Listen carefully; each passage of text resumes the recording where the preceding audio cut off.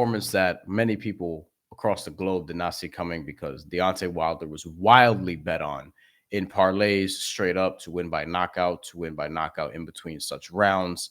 And honestly, looking at the fight as it materialized, it wasn't until round 9 where I was like, he might actually lose this fight because we've seen it time and again, whether it be against Gerald Washington, deeper waters against Luis Ortiz. Deontay Wilder is just sort of leaned on finding that opening, then exposing it.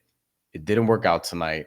He looked slow, tentative, and didn't take the chances he needed to. And the reason why he was able to get all those other guys is because I thought he was just better, younger.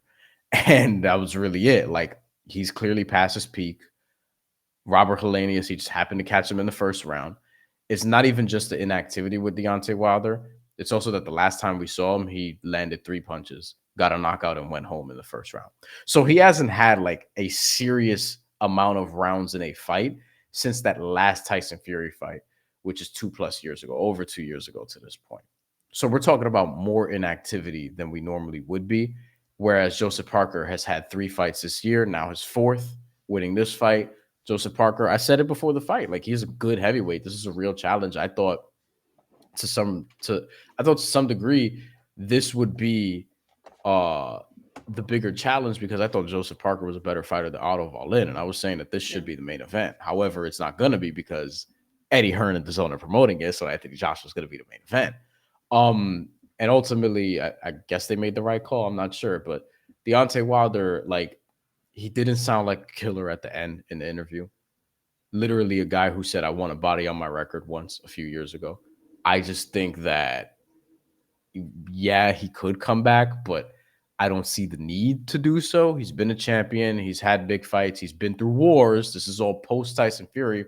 Still think he would beat Anthony Joshua if they have done this fight at any point before now. And I think that retirement at 38, 40-something fights in, 100 whatever rounds it is now, it's still less than 200 because a lot of his fights were just knockouts inside of 4 rounds early on. I think retirement makes a lot of sense because he's probably going to go into the Hall of Fame anyway. And if you listen to his post-fight interview, you could kind of hear that he was just like happy to be in the ring. Like, he has nothing to prove. He has nothing to prove at this point, right? Like, he's done what he's done in his career already. And I think for him, he's kind of like, yo, I've made money. I fought in some big fights. I was a pay-per-view guy. People wanted to see me knock out dudes. What else do I have to prove? It seemed like in his post-fight interview that he could walk away tonight and be all right with it. And like you said, he is going to go into the Hall of Fame. And I mean, Deontay Wilder has nothing to prove at this point. For me, when I was watching him fight the whole entire time, I was thinking father time caught up to him because it just didn't look like the Deontay Wilder that we were used to. I mean, we all know that he's not as skilled as Joseph Parker. Like, this wasn't a surprise. Nobody ever thought that he was going to outbox Joseph Parker. But I did think that he did pick up more skill during those Fury fights, but it just wasn't shown here. He was right. His timing was off. It wasn't a good performance. And it was one of those performances when you look at one of your favorite fighters and you're like, it's hard to watch. Like, that's what happened when I saw that trilogy fight with Triple G and Canelo. That was tough for me to watch. And this was a similar feeling watching Deontay Wilder's performance tonight. Yeah, like, where's the explosion? Where I've seen you lose 4 or 5 rounds before and it not matter. Why is it mattering all of a sudden? Why are you not taking the chances you normally would? Why are you getting tagged so much? I've had those moments too, watching fighters that I really like and respect. Felix Trinidad versus Roy Jones Jr. haunts me to this very day, as is Felix Trinidad versus Winky Wright, as is Miguel Cotto versus Austin Trout, Manny Pacquiao. You know what I mean? We can continue on. Not Floyd Mayweather as much. I thought he actually was very he fought him the best. I think Cotto was like the closest to beating Floyd. Yeah, I thought, to be honest with you, I thought that like that could have been 7-5 easily. We'll break down an old fight sometime, but yeah, that has to be one of them that we do. But yeah, like, it was just sad for me to watch Deontay Wilder like that, to be honest with you. And I don't know if that's the last memory I want of him. And here's the thing. Wilder could come back, make paper, and then be out, and then sail off to the sunset if he wanted to. You know how? Well, he could fight Andy Ruiz. No, he could fight Francis Ngannou, because Francis Ngannou is out here tweeting like, "Yo, and first of all, he said great performance tonight, AJ ... and then he said hashtag Ngannou Joshua, and I'm like, bro, Anthony Joshua's the A side if you guys are fighting. That's one. Two, Anthony Joshua is not going to pull the Tyson Fury. He's going to take you seriously and he's going to beat your ass. Yeah. Deontay Wilder versus Francis Ngannou is legitimately interesting, because if Deontay Wilder is going to fight like that, then it's I might have Francis as a favorite. Like, you know what I'm saying? Like, I think that's the ultimate. I don't know what the fuck is going to happen, because it's going to be puncher's chance versus puncher's chance. I would like, I think Deontay Wilder would knock Francis Ngannou into oblivion. Right? I just don't want to see those fights at the same time. Like, I know Fury and Francis Ngannou was like, it was pretty entertaining, and I was like, well, Francis put on a good performance, but honestly, I don't want to see any of those stupid fights. Like, we're gonna continue to get them, and my dumb ass is gonna watch. I'm gonna be like, oh, I'm gonna watch this, but like, I rather not. Let's get to some more comments before we get into what's officially next. We'll actually answer what's next for Deontay Wilder. Well, we kind of already did. You said retirement. He could fight Francis Ngannou. I still think he could fight a guy like Andy Ruiz, because it's a moneymaker. Like, that's a fight where I think he could make money, fight Andy Ruiz, who hasn't been in the ring for a very, very long time. And that was kind of the fight that was being set up before. It's unfortunate, because Deontay Wilder, I've said, is the most exciting heavyweight of my lifetime. Now, keep in mind, people, I arrived when Mike Tyson was no longer really Mike Tyson. Like, he was in Degeneration X and shit. It's different. I was 4 years old and he was at WrestleMania 14. All right. So I didn't catch like Mike Tyson beating the shit out of everybody up until Buster Douglas whooped his ass.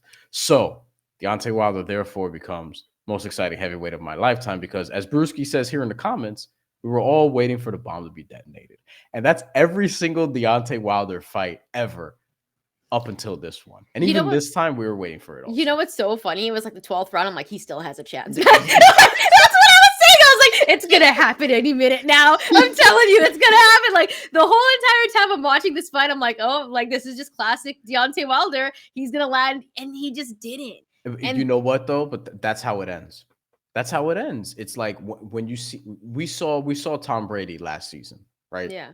And it just didn't look the same. Although I think he's overrated anyway. That's another discussion for another day. But it just didn't look the same. We look at other guys when they're at the end of their careers. Like, these guys don't retire winning championships and being on top. It's usually like this, where they can't really summon what they used to, especially in combat sports. They don't really have it anymore. Unfortunately, we're seeing this on an extreme example, Tony Ferguson, who just keeps losing fights in the UFC, for example. We saw it with a lot of different boxers. It's why Floyd Mayweather, at the end of his career, fought Andre Berto and then Conor McGregor. You know what I mean? It wasn't trying to take chances like that. And a heavyweight especially, is just a dangerous place to age, because anything could happen on any given night. All right, let's get to some comments because there's some good ones. I am PK13. We got to go to our good friend I am PK13. Remember, donations, and we'll go to you right away, and we'll stop what we're doing. Yes, that's true. That's true. So make sure to donate to the channel, because then we can do more of these guys. Yeah. I am PK13. Do you guys think that the jet lag took Wilder's legs? No. You know what? Like, I think it was the costume instead. Could you think he wore heavy trunks again? Remember when that was like the excuse? I think he was all right. So someone posted that these type of trunks, Ryan Garcia wore them when he lost to Tank, and Jermell Charlo wore them when he lost to Canelo Alvarez, that the material was similar. And I was like, oh boy, people gotta stop wearing them shits, yo. Okay, I can't pronounce the name on this, so I apologize. I'm not even gonna try. Do you not pronounce that? We'll call you CBD, because you gave us the out at the end there. Yes, Wilder is CBD. I was like, what are you talking about? Wilder is trash, always has been. You know, I don't think so, because, and I'm getting a lot of these comments on Twitter too, I don't think Wilder was trash. I think he was one of the most exciting boxers that people wanted to watch, because he was knocking out dudes. It was so fun to watch. Like, some of those Tyson Fury fights that they had was some of the best fights I've seen in my era of watching boxing, right? Deontay Wilder was a showman, and I think people tuned in for him. We knew that he wasn't skilled. Like, nobody's saying that he's over there like Lomachenko, like moving around the ring, like, you know, like nobody ever said that about him. So I don't know what this narrative is, like, just that he's trash. Like, he's not like this crazy skilled boxer. Like, he is what he is, right? He's heavy-handed. Brewski, by the way, I thank want you to for add to joining that. us. I want to add to that real quick. Before we get to Brewski's comments, but we could leave it up here. But like for Deontay Wilder, I always felt like he was over criticized because people will point at his skill. When I look at it, like, yo, he started boxing very late. He won a bronze medal after like less than 2 years of boxing, which is ridiculous to do even at the heavyweight division, with somebody who came up, knocked out everybody he fought, until Bermane Stiverne, and eventually knocked him out too, up until Tyson Fury, and he almost knocked him out multiple times. And Joseph Parker, like, I feel like he's just one of these dudes where you could point at the ability. I've always said he would be Anthony Joshua, not because of the ability, but because he had this uncanny ability to just find that opening and exploit it, which it didn't look like he could do against Joseph Parker. And Joseph Parker, like, hats off. I don't know if we've given him enough credit, but great performance. Oh, we haven't even talked about him. But, oh my God. But we have not talked about Joseph Parker yet. This is how stunned we are right now that we have not talked about Joseph Parker yet. We should talk about him a little bit, but to put a bow on the Deontay Wilder thing, like, for me, it's not about the skill level. It's just about, like, he squeezed everything out of his ability for somebody who started boxing very late in life, for somebody who came up in the heavyweight division, for somebody who just has this knockout ability despite not looking like Jarrell Miller, for example, right? Like, he weighed in. What was up with his shorts? I think his shorts should have been longer, if you ask me. Deontay Wilder weighed in 213 pounds for this fight, and he, like, still had a chance. He weighed in about that same amount of weight against Robert Helenius and about a bunch of other fights where he's gotten a knockout. So I don't think he sucks at all. I just think, like, he is what he is. I don't want to say was because he hasn't retired yet, but for me, it's the explosiveness, being able to have that ability to find that one punch. Because it's one thing to have that one punch. A lot of dudes in the heavyweight division have it and have that power, but it's his ability to find it, which I think is special. He just may not have it anymore to that level. Yeah, and they always say that power is the last thing to go. And so I just didn't see any of that tonight. Like, at one point, I saw Deontay throw like a haymaker in the 10th round. And I was like, I don't think you want to do that. You might get knocked out.